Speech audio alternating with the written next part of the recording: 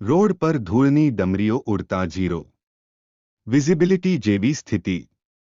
નવસારીમાં છેલ્લા 1 મહિનાથી રોડનું કામ શરૂ કરવામાં આવ્યું છે।